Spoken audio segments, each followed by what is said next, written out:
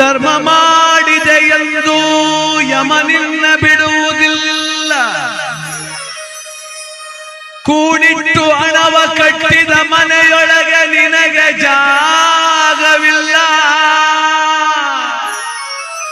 ನನ್ನವಳೆಂದು ಕೈ ಹಿಡಿದು ಕರೆತಂದ ಮಡದಿ ನಿನ್ನ ಜೊತೆಗೆ ಬರುವುದಿಲ್ಲ.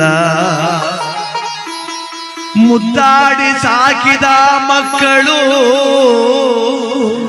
ನಿನ್ನ ಜೊತೆ ಬರುವರಲ್ಲ. ಪಟ್ಟೆ ಪೀತಾಂಬರ ವಸ್ತ್ರಗಳು ಪೆಟ್ಟಿಗೆಯಲ್ಲಿ ಕೂಡಿಟ್ಟವಲ್ಲ. ಜೀವ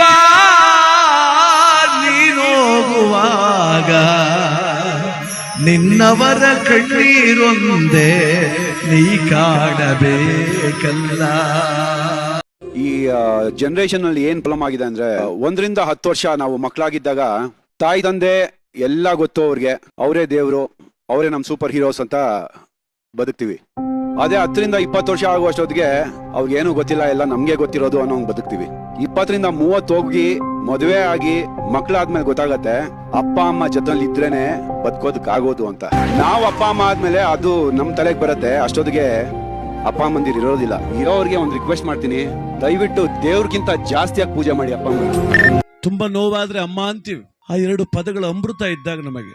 ವಯಸ್ಸಾದವ್ರಿಗೆ ನಮ್ಮ ಮಕ್ಕಳು ಅವ್ರೇನು ಗೊತ್ತು, ಆದ್ರೆ ಅವ್ರ ಅನಾಥರ ಆಗ್ಬಿಟ್ಟವ್ರು. ಇವತ್ತು ನಾನು ಮಾಡಿದ ತಪ್ಪಿಗೆ ಭಗವಂತ ಕೊಟ್ಟು ಶಿಕ್ಷೆ ಇದು ಅಂದ್ಲವಳು. ಒಬ್ಬಳೇ ಕುಂತು ಒಂಟಿಯಾಗಿ ಯೋಚನೆ ಮಾಡುವಂತ ಶಿಕ್ಷೆ ಅದೆಲ್ಲ, ಅದಕ್ಕಿಂತ ಶಿಕ್ಷೆ ಇಲ್ಲ. ಈ ಜಗತ್ತು ಕೇಳಿ ಕಲಿಯೋದಕ್ಕಿನ್ನ ನೋಡಿ ಕಲಿತದೆ.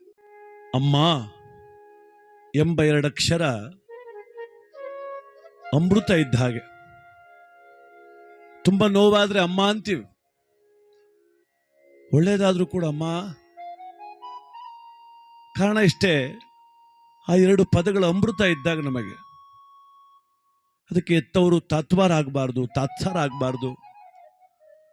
ಇವತ್ತು ಅನಾಥಾಶ್ರಮಕ್ಕಿಂತ ಹೆಚ್ಚಾಗಿ ವೃದ್ಧಾಶ್ರಮಗಳಾಗ್ತಿದ್ದಾವೆ. ಅನಾಥ ಮಕ್ಕಳಿಗಿನ್ನ ಅನಾಥ ವೃದ್ಧರು. ಆ ಮಕ್ಕಳಿಗೇನೋ ಅಪ್ಪ ಅಮ್ಮ ಯಾರು ಅಂತ ಗೊತ್ತಿಲ್ಲ, ಅವ್ರು ಅನಾಥರಾದ್ರು. ಆದ್ರೆ ದುರಾದೃಷ್ಟ, ವಯಸ್ಸಾದವ್ರಿಗೆ ನಮ್ಮ ಮಕ್ಕಳು ಅವ್ರೇನು ಗೊತ್ತು. ಸಜ್ಜನ ಬಂಧುಗಳೇ, ನೊಂದ ಮನಸ್ಸಿಗೆ ಸಂಜೀವಿನಿಯಾಗಿರುವ ಈ ಧ್ವನಿಗೆ ನಿಮ್ಮದೊಂದು ಲೈಕ್ ಇರಲಿ.